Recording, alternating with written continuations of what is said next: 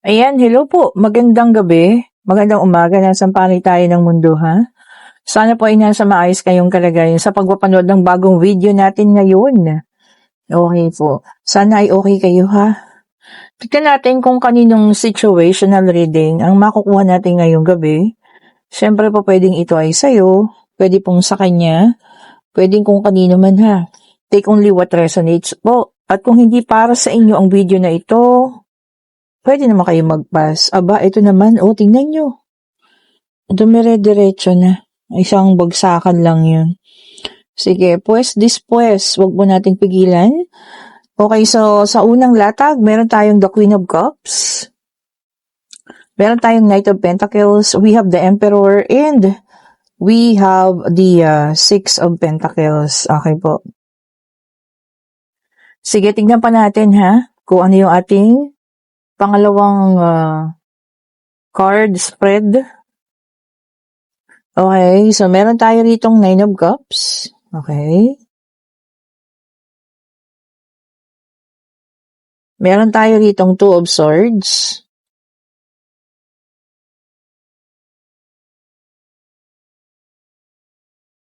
And we have the Queen of Pentacles.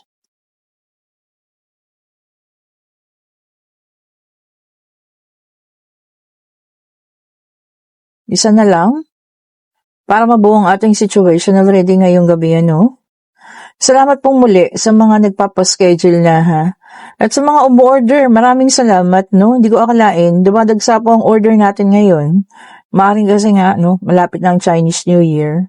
And para din yun sa good luck ang ating mga kristal. Salamat po sa inyo, ha? Bukas po, magpapa-JNT tayo sa mga lahat po nang nag-order kahapon at ngayon. Ayan. Ito na lang, isa na lang. Ayun. Okay, so meron tayong dito sa ating pangalawang deck, we have the Nine of Cups, Two of Swords. We have the Queen of Pentacles, and we have the Devil po. So ito na, kumpleto na, Okay. So, sa nakita ko dito may pumili, no? Definitely hindi ikaw yung pinili. Dito para sa mga nawala, bigla na lang nawala, yung person nila, no? Na parang bula, hindi na nagparamdam. Ayan. Ito maaari ang sagot sa inyong katanungan sa isip ninyo na kung bakit umalis, no? Meron kasi ako nakikita rito na parang humingi siya ng mga, alam niyo, advices. Pwedeng sa mga nakatatanda, pwedeng mga kaibigan din, about you. Kung dapat bang seryosohin ka, kung dapat ba na ikaw na, no? And negatively, yung mga nasabi nila sa'yo. Maaring ito kasi yung symbolizes ng mga, ito, no, yung the Emperor. Pwedeng parents niya, pwedeng mga elderly sa ang kanya, no? At yun lang, hindi ka nila gusto. So, nag-against sila. So, yun po, ha. And, sinabihan nila siya na pumili ng iba, hindi ikaw. Okay po. So, ito yung mga dahilan. So, some of the secrets kung bakit na umalis yan nang walang paalam. Okay. Yung iba naman sinasabi, hindi ka makakabuti. Kasi, parang, alam mo yon hindi ka taong swerte. Yung mga ganyan paniniwala nila, no, sa kanya. Meron naman na hindi ka marunong humawak ng kaperahan, kaya hindi ka nila gusto. Meron naman na parang ikaw po, ang tingin nila ay madamot, mga ganyan. Basta mga negative, yung isinaksak dun sa isip niya. Kaya ang person po ninyo, ayun, nag-disappear na parang bula. At hindi na nagpaalam sa inyo. Mahirap din yung desisyon na ginawa niya, but yun nga, no, sad to say, talagang iniwanan ka niya. At that moment, nakita ko punong-puno ng emosyon dyan. Siyempre, nakahangka. Di mo alam, di ba? Ano yung reason? Bakit ka umalis? Bakit siya umalis? So, ayan po yung isa ba sa mga reason na pwede rin nakinig siya sa sabi-sabi ng kaibigan niya. Basta po, may nag-advise sa kanya ng hindi maganda about you. Kaya biglang nawala yan. So, yun yung sekreto, ha? At malalaman mo na yan. Marireveal na sa'yo yan soon. Okay? Kasi yung taong ito, malalaman niya ang katotohanan. na hindi totoo yung mga pinagsasabi tungkol sa'yo. Alam mo yun, mga haka-haka, mga panipaniwala na wala namang basehan. 'Di ba? Paano ka nila makikilala kung isang beses ka lang nilang nakita, tapos i-judge ka na agad. O, 'di ba? Mga judgmental sila. Eh, siya naman, isang malaking tan-GA, di ko na binuo ha, tan-GA na lang, doon siya naniwala. O, 'di ba? Hindi ka man lang kinausap. Ibig sabihin po nun, hindi siya worth it ng inyong love o pagmamahal. We have the hermit here. Ayan ngayon, self-healing. So, yun ang ginagawa mo, no?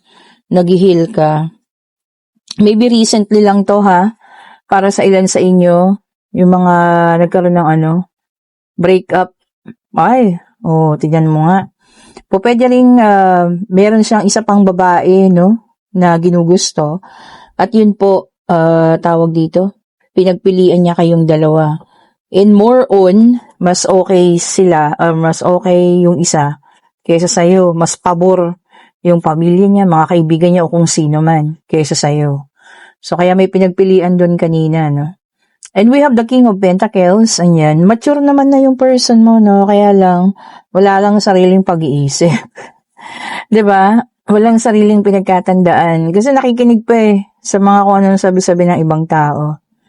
'Di ba? Ikaw yung nakakasama niya. Ikaw yung nakakausap niya. Tapos nakikinig siya sa ibang tao. 'Di ba? Samantalang ibang tao na yun, hindi naman kayo nagsama, hindi naman kayo nag-uusap ng kadalasan, hindi ka naman nila kilalang mabuti. Tapos ginudge ka lang niya based dun sa isang beses na yung pag-uusap, naniwala siya agad. Okay po. So, siguro, no, kung itong taong ito magpaparamdam sa inyo, maaaring humingi ng sorry o kung ano man. Dahil napatunayan niyang mali yung sabi-sabi ng mga nasa paligid niya. Inuulit ko po ha, iniiwan ko sa inyo ang pagdedesisyon. And we have the Nine of Swords. Ayan, no. Dumating ka rin dun sa breaking point mo na talagang, alam mo yun, nagkaroon ka ng stress, may mga gabi na hindi makatulog. Siyempre, marami kang katanungan na walang kasagutan. So, ito na po yun, ha. At yung mga ganitong tao, hindi po worth it yan. So, hindi sila worth it. Di ba? Kaya kailangan, para sa inyo, tapang. Tama, Queen of Swords. Tapang na ngayon.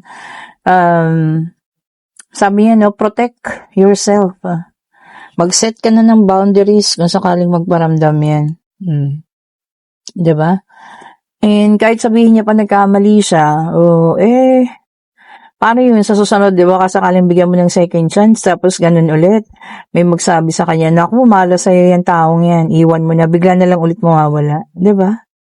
Di naman tama yun. Siguro, kung bibigyan niya ng second chance, makipag-usap siyang mabuti. Di ba, no? Yun na nga.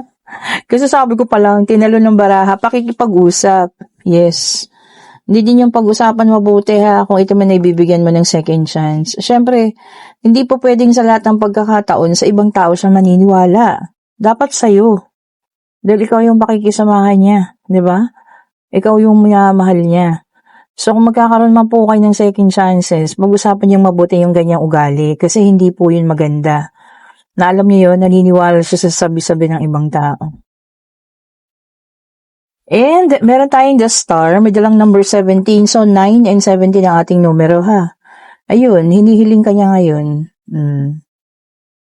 Yan, gusto niya ka ngayon makausap, gusto kanya sana makipag-ayos sa'yo, no? Sabi ko nga, it's your own free will and your own decision. Kung sakaling mag-reach out ito, ha? And meron tayo ditong, the devil din. May dalang number 15. Yun lang talaga, yung ugali niya na gano'n. Mapaniwalain sa sabi-sabi ng mga ibang tao. I'm not sure kung maaalis pa yun. So, kailangan niyo talagang mag-usap ho. Pag-usapang mabuti if ever magkaroon kayo ng second chances or tanggapin mo siya ulit. Kasi napakalaking problema niyan pag nagkataon kung ganyan talaga yung ugali. Okay po. Ito ating pangatlong deck ng card. Dito naman pwedeng sa'yo, pwedeng sa kanya, pwedeng kanino, no? So, depende. Take only what resonates po, ha? Ay, tumalun agad.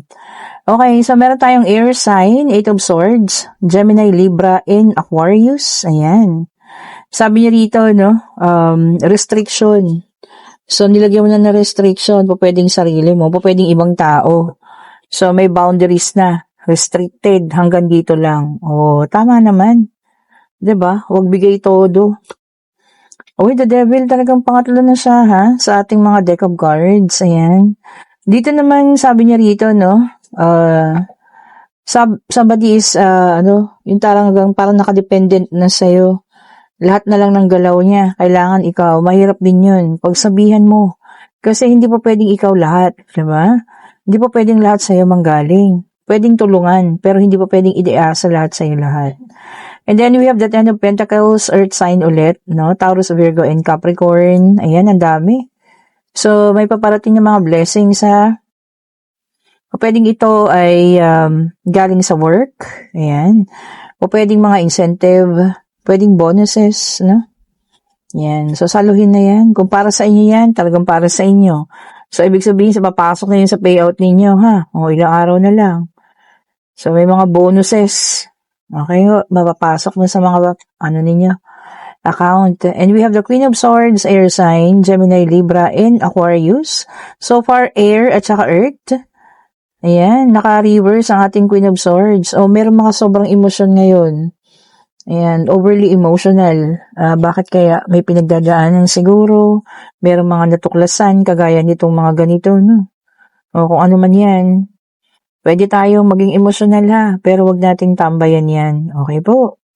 Choose to be happy pa rin. Ayan. Do something na alam mo yun, magiging masaya ka. And we have the Ten of Cups. Ito, water sign na, Cancer, Scorpio, and Pisces. Ayan. Fulfillment.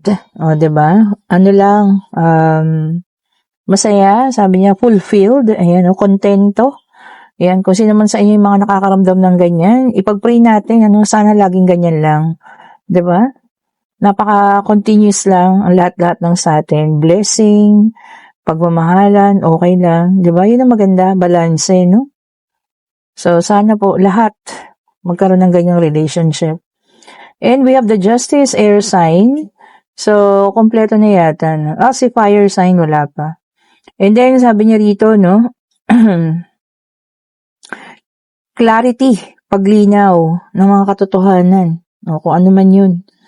Paglinaw, pagkalabas ng mga sikretong, alam mo yun, nakasira sa inyo, kung ano man yan, ano? Sana po. Siyempre, lahat ng mga ganyan, masakit sa damdamin yan. Pero sana mapagtagumpayan, malampasan. O, di po ba? And then we have the Five of Pentacles, Earth sign naman ito. Financial loss. O, ayan. Naku, baka mamaya may mga pagkatalo, ha? Pwedeng sa sugal, pwedeng sa business, no? Financial loss daw, mawawalan ng tungkol sa financial. Kung ano man yan, ngayon pa lang, alam nyo nang gagawin, isabi-sabi muna, no? Huwag mo nang masyadong, tumaya o lumaban kung ano man yan, Baka mamaya maubos, 'di ba? Ang inyong pinaghirapan. Oh, alamin po lahat ng mga bagay-bagay, ha? And then we have the sun, the fire sign. Sa lumabas po lahat ng zodiac sign, ha? Naka-reverse naman na ating sun. Sadness. Meron talagang kalungkutan sa ngayon, ha? Kung ano man itong pinagdadaanan ninyo, lagi na pong iisipin na hindi naman ito nagtatagal. Kumbaga sabi nga, cycle of life. Minsan talaga dumadaan tayo sa kalungkutan, pero alam niyo yun, kayo rin naman ang gagawa ng paraan para malampasan yan. Ikot lang ng ikot ang ating buhay po, ha? Okay po, huwag tayo maging stagnant sa mga ganyang pakiramdam. Okay, and pwede na kayong magtanong, pag-ibig, pangyayari, financial, kung ano man ang gusto nyo malaman, at tingin natin ang kasagutan sa Divine Universe. Divine Universe, ibigay mo pong kasagutan sa kanilang mga katanungan. Isa lang po, ha? Ayun na, ang bilis. Talaga nagmamadali mga barahan. No?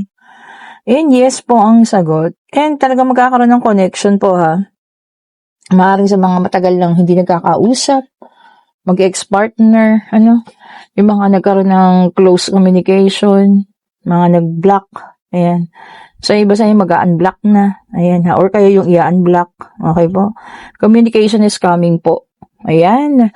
And dun sa ating situational reading, na maaaring magparamdam ang taong ito kasi nagkaroon na ng realization at nalaman niya na hindi naman totoo yung mga sabi-sabi tungkol sa'yo. O, diba? Yung mga paniniwala na mali rin naman. Kayo pa rin, sabi ko nga, sa inyo at sa inyo pa rin po ang desisyon kung kaya pa ninyong tanggapin itong taong ito. Kasi nakita ko yung pain, yung sufferings na naramdaman ninyo. Kasi nga biglang parang biglang nawala, na parang bula na lang. Di ba? Na halos hindi na alam kung paano nyo kukontakin. Nagtanong kayo sa mga kaibigan, kakilala, walang masabi. Dahil talagang itinago pa nila eh. Tapos ngayon, biglang magpaparamdam. Kayo po, ha? Kayo pa rin po. Okay po, kung nagugustuhan yung ating reading, pa-like, pa-share, subscribe, and hit the notification bell para lagi kayong updated sa mga bagong videos na release natin. At kung gusto nyo pa pong umorder para humabol kayo bukas sa pa-JNT ha, ng ating mga bracelet, ayan, nandiyan sila, kayo po ay mag-click ng link. Lagi pong nandiyan sa comment section, ako lang ang naglalagay dyan.